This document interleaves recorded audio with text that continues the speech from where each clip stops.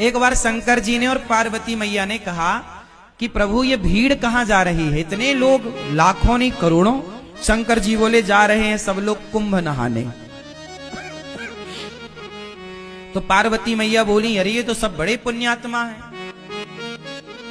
शंकर जी बोले नहीं, ये जा जरूर रहे हैं, लेकिन ये देखने और दिखाने जा रहे हैं।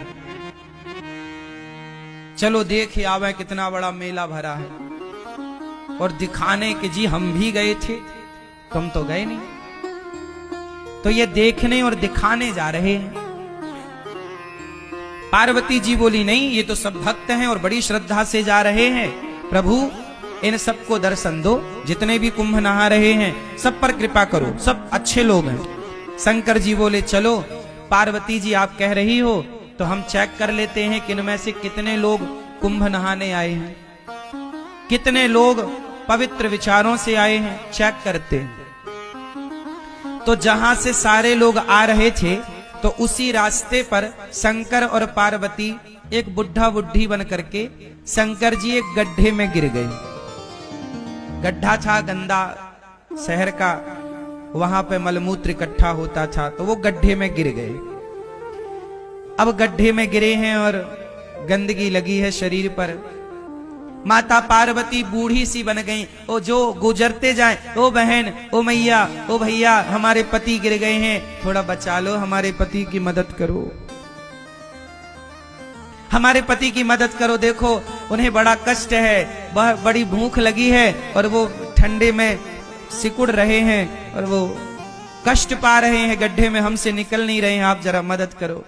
तो लोग बोले अरे हमारे गंगा नहाने का टाइम हो रहा है, हम गंगा नहाने जा रहे हैं। हाँ, ये सब क्या गंदगी मचा रखी तुमने। शंकर जी पार्वती जी से बोले देख लो ये गंगा नहा रहे हैं, किसी की मदद कर नहीं रहे हैं और गंगा नहा रहे हैं। पार्वती जी बोली प्रभु कोई तो आएगा। हाँ हाँ कोई आएगा, सबसे कहो। अब पार्वती जी सबसे कह रही हैं भैया हमारे पति जरा कष्ट में हैं, जरा गिर गए हैं, जरा उठाओ, जरा इनकी दवाई कराओ, जरा इनका ख्याल रख लो, हमसे भी चला नहीं जा रहा है। सारे लोग बोले हम तो गंगा नहाने आए हैं, गंगा नहाएंगे, कहां तुम फंसा रहे हो, चलो। एक नौजवान लड़का आया। पार्वती मैया बोली भैया हमारे पति को जरा निकालो, गिर गए हैं। बोला हाँ हाँ चलो निकालते। वो आया शंकर जी की मदद करने। शंकर जी की जब मदद करने आया तो शंकर जी बोले भैया यदि तुम हमें निकालने के लिए इस गड्ढे में आओगे तो हम तो निकल जाएंगे, पर तुम फंस जाओगे। तो वो नौजवान बोला अच्छा हम फंस जाएंगे। हाँ फंस जाओगे। तो बोला अच्छा एक काम करो, फिर तुम ही फंसे रहो, हम जा रहे हैं। वो नौजवान वहां से चला गया। कौन फंसे? पार्वती जी देखती रही, कोई नहीं आया। आखिरी में कोई एक सज्जन आए, एक सदगृहस्थ आए, पति पत्नी। जब पति पत्नी आए तो उनसे कहा पार्वती मैया ने कि मेरे पति फंसे पड़े हैं दलदल में, जरा बचाओ। वो गृहस्थ पति बोला, पुरुष बोला कि जी अभी मैं बचाता हूं। शंकर जी बोले कि यदि तुम यहां हमें बचाने आओगे तुम फंस जाओगे। तब उस आदमी ने कहा कि महाराज मैं भले फंस जाऊं, मुझे भले कष्ट हो, पर आपको कष्ट ना हो। मैं फंसूं तो फंसूं, आप ना फंसे, मैं कष्ट उठाऊं तो उठाऊं, आप ना उठाएं। ये कहकर के वो आदमी उस गड्ढे में कूदा। शंकर जी को कंधे पर बिठाया, जोर लगाया, उठाया, बाहर किया। और जब बाहर किया तो शंकर जी ने भी उसे बाहर किया। और जब बाहर किया तो भगवान शिव ने पार्वती जी से कहा देखो इस पूरे कुंभ में केवल ये आदमी कुंभ नहाने आया है, ये परिवार कुंभ नहाने आया। हम लोग किसी की मदद नहीं कर रहे हैं, किसी की हेल्प नहीं कर रहे हैं। किसी की मदद करना यही तो सबसे बड़ा स्नान है। ना जाने किस रूप में नारायण मिल जाएं। कोई आपसे कहे कि भैया हमारी थोड़ी मदद कर दो, तो वो भगवान के रूप में ही तो आपसे मदद मांग रहे थे, आपकी परीक्षा लेने के लिए। इसलिए ये बात केवल मैं कुंभ के लिए नहीं बोल रहा हूं, कहीं भी जाओ, घर पे भी रहो, गांव में भी रहो, गली में भी रहो, अपने शहर में भी रहो, तो सबकी मदद करो। शंकर जी बोले कि तुम फंस जाओगे इस गड्ढे में। बोले फंस जाऊं, कोई बात नहीं। जो स्वयं दुखी होकर औरों का दुख दूर करता है वही सबसे बड़ा भक्त है। शंकर जी ने कहा तुम थोड़ी दुखी होगे। शंकर जी ने उसे दर्शन दिया, और दर्शन क्या दिया? शंकर पार्वती उसे अपने साथ ले गए, चलो वहीं आनंद से रहना। तो ये है दर्शन। अब हम लोग क्या करते हैं, कहीं भोजन बट रहा है, प्रसाद बट रहा है, तो हम स्वयं आगे होकर के अपना लेते हैं और दूसरे की थाली में धक्का लगे तो लगे, उसका गिरे तो गिरे, हमें मिलना चाहिए। मोर पेट हाहू मैना देहो काहू। आदमी ये नहीं चाह रहा है कि पहले तुम ले लो, नहीं नहीं, पहले हम। और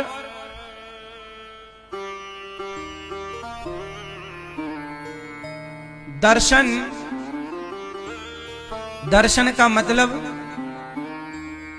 लोग समझ ही नहीं रहे। धाम में आओ ना, प्रयाग जी में आओ, वृंदावन आओ, यमुना जी आओ, अयोध्या जी जाओ, जहां भी जाओ वहां क्या करना चाहिए? अच्छा ये बताओ, गंगा जी में जब आप डुबकी लगाए तो किस तरफ मुंह करके डुबकी लगाए? स्नान कैसे करना चाहिए? सुनो, स्नान करने की भी एक विधा है। तीर्थों में स्नान कैसे करना चाहिए? सुनो, सबसे पहले गंगा जी जाओ, तो जाओ कैसे पहले ये समझो। अपने कमरे में ही फ्रेश होकर के आधा स्नान अपने कमरे में कर लो। फ्रेश हो जाओ, थोड़ा आधा स्नान कर लो, क्योंकि गंगा अपने आप में एक मंदिर है। गंगा अपने आप में कौन है? मंदिर। तो मंदिर में हम बिना नहाए जाते हैं कि नहा कर?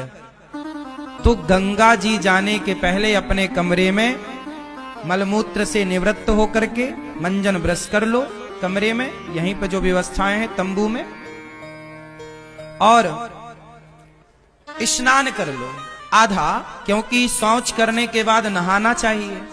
तो कमरे में आधा नहा लो। जो कपड़े पहनकर शौच करो वो कपड़े गीले करना चाहिए, वही कपड़े पहनकर नहीं। तो शौच करने के बाद नहा लो आधा, फिर नहा करके आप फिर गंगा जी जाओ, नहा करके आधा नहा लो, फिर गंगा जी जाओ पवित्र होकर के, फिर वहां जाके सबसे पहले गंगा मैया को प्रणाम करना चाहिए। जाके ये नहीं सीधे पांव डाल दे, नहीं, सबसे पहले गंगा जी के पास बैठ के हाथ से गंगा मैया का पहले तो मस्तक झुकाकर गंगा मैया को प्रणाम करो, फिर हाथों से थोड़ा जल उठाकर सबसे पहले अपने मस्तक पर डालो। कहां डालो? अपने मस्तक पर जल डालो। हे गंगा मैया हमारे माथे पर विराजिए।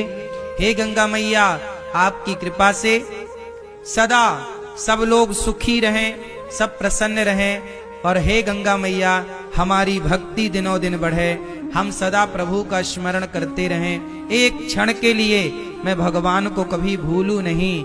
हे गंगा मैया मैं भगवान को कभी भूलूं नहीं। हे नाथ मैं आपको कभी भूलूं नहीं।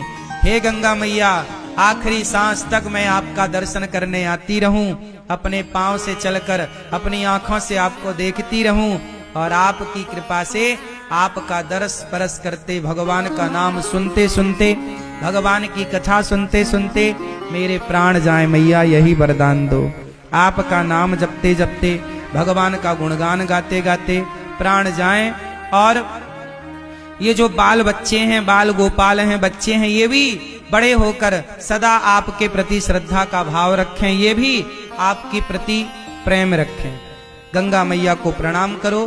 प्रणाम करके फिर जिस तरफ से गंगा जी की धार आ रही है, किस तरफ से? जिस तरफ से गंगा जी की धार जिस तरफ से गंगा जी की धारा आ रही है उस तरफ मुंह करना चाहिए। जिस तरफ गंगा जी की धारा, जैसे धारा इस तरफ से आ रही है, बहकर इस तरफ जा रही है, तो जिस तरफ धारा आ रही है उस तरफ मुंह करके और फिर गंगा मैया को प्रणाम करते हुए स्नान करना चाहिए, डुबकी लगानी चाहिए। और डुबकी कैसे लगानी चाहिए? पहली डुबकी अपने माता के लिए कि ये डुबकी का पुण्य मेरी माँ को मिले जिसने मुझे धरती पर भेजा है। दूसरी डुबकी अपने पिता के लिए, तीसरी डुबकी अपने पूर्वजों के लिए, चौथी डुबकी अपने बच्चों के लिए कि बच्चे इसका पुण्य पाएं, और पांचवी डुबकी अपने लिए। और ये दास अनिरुद्ध तो जब गंगा जी नहाने जाते हैं ना, तो हम केवल माता पिता और पूर्वजों की नहीं, कथा सुनने जितने भक्त आते हैं, जितने शिष्य हैं, जितने भक्त सुनते हैं कथा, हम सबके नाम की डुबकी लगा लेते हैं। प्रभु ये हमारे सभी भक्तों को इस पुण्य का लाभ मिले, और गंगा मैया जो नहीं आ पाए उन भक्तों की भी एक डुबकी ये दास अनिरुद्ध लगा लेता है कि जो भक्त गौरी गोपाल से जुड़े, जो रामानुज परिवार से जुड़े हैं, जो श्री संप्रदाय से जुड़े हैं, जो जाने अनजाने में टीवी पर भी भागवत सुन लेते हैं, यूट्यूब पर भी भागवत सुनते हैं, जो गौरी गोपाल भगवान के प्रति थोड़ी सी भी आस्था रखते हैं, उन सबके लिए ये दास अनिरुद्ध डुबकी लगाता है। और जो लोग दास अनिरुद्ध को गाली देते हैं, उल्टा सीधा कहते हैं, उनके नाम की भी एक डुबकी लगा लेते हैं कि उनको भी भगवान सद्बुद्धि दें, गंगा मैया उनका भी पुण्य बढ़ाएं, उनकी भी शक्ति बढ़ाएं, ताकि वो सदा गाली देते रहें।